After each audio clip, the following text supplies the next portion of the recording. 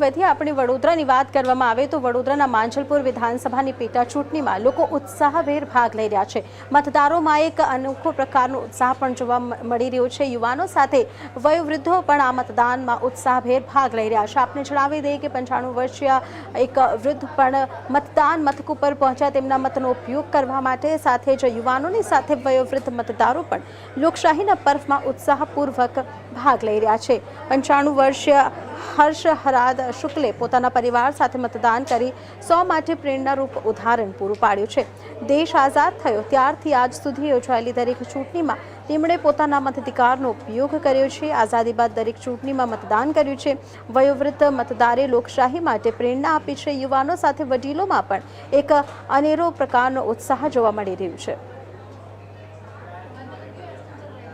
જયમીનભાઈ પોતાના પિતાજી સાથે આપણું સમગ્ર પરિવાર આજે મતદાન આપવા આવ્યું છે। 95 વર્ષે યુવાનને પણ શરમાવી સ્ફૂર્તિ સાથે દાદાએ મતદાન કર્યું છે। શું કહીશું પુત્ર તરીકે શું પ્રતિક્રિયા? મારા પપ્પા પહેલેથી નિષ્ઠાપૂર્વક બધે કામ કર્યું છે। પોલીસ ઓફિસર હતા, એમાં બી એમણે બહુ નિષ્ઠાપૂર્વક કામ કર્યું છે। એમને રાષ્ટ્રપતિ એવોર્ડ મળેલો છે અને એમને જેટલા બી કેસ કરેલા છે મર્ડરના જે થયેલા એમના માટે ડિટેક્ટ કર્યા છે। પ્લસ એમણે આજ સુધીના કોઈ બી મતદાન ચૂંટણીમાં મિસ કર્યું નથી। એ રેગ્યુલર આવ્યા છે અને આજે બી એ અત્યારે અહીં મતદાન કરવા અમે આવ્યા છીએ શ્રેયસ સ્કૂલમાં અને અમારા સહપરિવાર મારા ભાઈઓ ભાભીઓ બધા જ આવ્યા છે।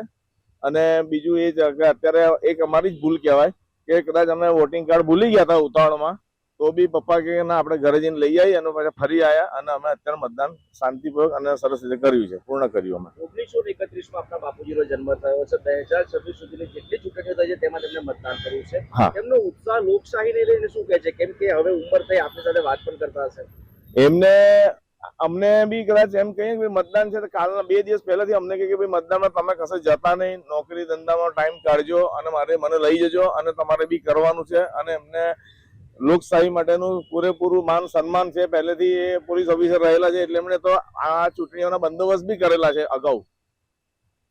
તેઓએ ચૂંટણી બંદોબસ્ત દરમિયાન, ફરજ દરમિયાન તેઓએ વોટિંગ કરેલા છે, એમાં ક્યાંક મિસ થયા હોય એવું બન્યું છે? ના, એમના જે નોકરી જે હતી જે પોલીસ ઓફિસર તરીકે તેમાં બી એમણે મતદાન નિયમિત કર્યા છે। ચાલુ ચૂંટણી બંદોબસ્તમાં બી કરેલા છે એમણે।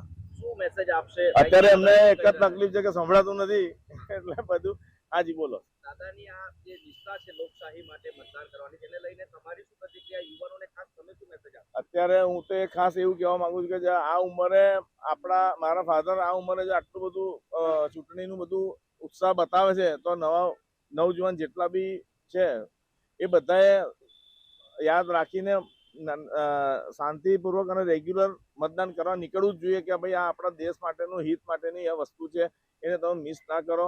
એ તમારે કાયમ જ તમારે મતદાન કરવા જરૂરી છે, તો જ આપણે આગળ આવીશું।